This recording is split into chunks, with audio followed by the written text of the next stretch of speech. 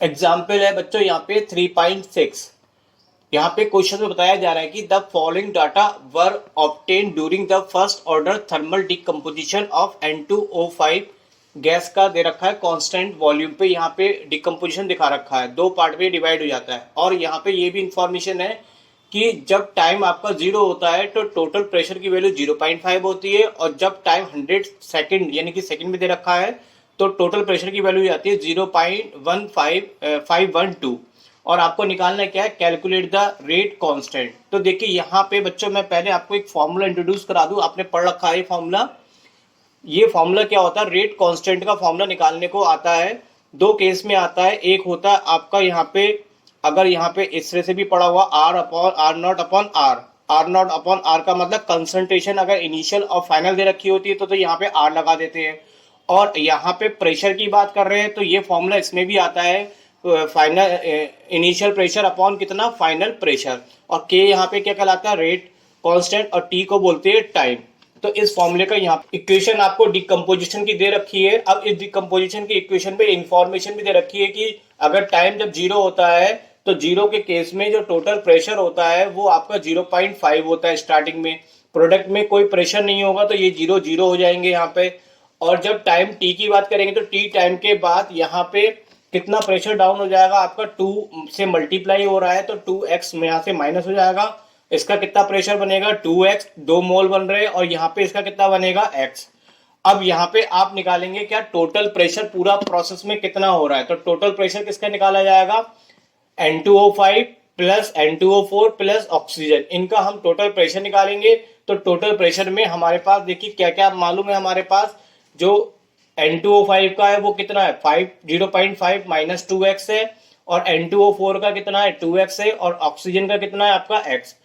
इसको अगर हम कैलकुलेट करेंगे तो कैलकुलेट करने पे आपका आएगा 0.5 प्लस एक्स। कैसे आएगा, ये माइनस 2x से प्लस 2x क्या हो जाएंगे, कैंसिल हो जाएंगे, तो ये आपका बचेगा 0.5 प्लस एक्स। इससे हम क्या करते हैं बच्चों यहाँ पे आप देखेंगे टोटल प्रेशर आपको यहाँ पे कितना दे रखा था, टी टाइम यानी कि 100 सेकंड में कितना दे रखा था 0.512। इसकी वैल्यू निकाल के हम एक्स की वैल्यू को निकाल लेते हैं। तो ये एक्स की वैल्यू हमारे पास कैलकुलेट होके आ जाती है 0.012। अब देखिए यहाँ पे हमें इसके जो रिएक्टेंट होता है इसका जो इनिशियल प्रेशर है वो तो हमें पता है, लेकिन ये फाइनल जो है वो हमें नहीं पता। अब हम इसका यहाँ पे क्या निकालेंगे, फाइनल प्रेशर निकालेंगे। तो फाइनल प्रेशर निकालने के लिए हमने एक्स की वैल्यू निकाल ली है। अब एक्स की वैल्यू को यहाँ पे अगर हम लगा देंगे तो P N2O5 का फाइनल प्रेशर निकल के आ जाएगा। तो x की वैल्यू कितनी है 0.012, इसको 2 से मल्टीप्लाई करके हम क्या करेंगे 0.5 में से जब माइनस करेंगे तो ये आपका फाइनल प्रेशर आ जाएगा।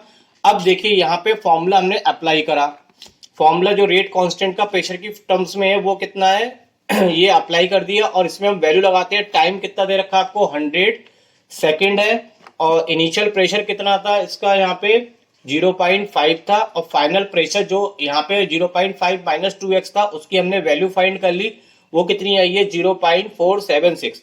अब यहाँ पे बच्चों इसकी जो कैलकुलेशन है मैं आपको इसकी पूरी कैलकुलेशन करके दिखाऊंगा, क्योंकि इसमें लॉग भी आ रहा है तो कुछ बच्चों को लॉग में प्रॉब्लम्स आ सकती है। तो इसकी कैलकुलेशन के लिए एक नया पेज ले लेते हैं। तो देखिए यहाँ पे कैलकुलेशन करने के लिए पहले 100 को जब इससे डिवाइड करेंगे तो डेसिमल यहाँ पे 2 प्लेस क्या हो जाएगा, शिफ्ट हो जाएगा।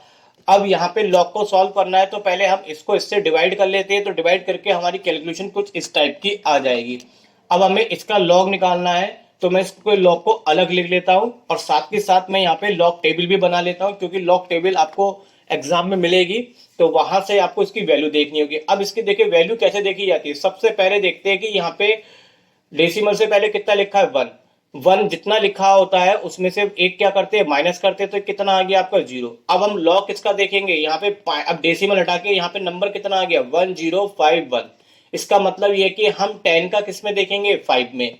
तो देखिए 10 ये रहा और इधर से 5 ये रहा, और फिर उसके आगे 1 में क्या देखेंगे उसका डिफरेंस देखेंगे। तो देखिए टेबल में कहाँ पे ये मिलेगा, तो देखिए 10 का 5 में लॉग कितना आ रहा है 0.0212। ये सब नंबर जितने भी लिखे होते हैं यहाँ पे सब में डेसिमल लगा होता है सबसे पहले।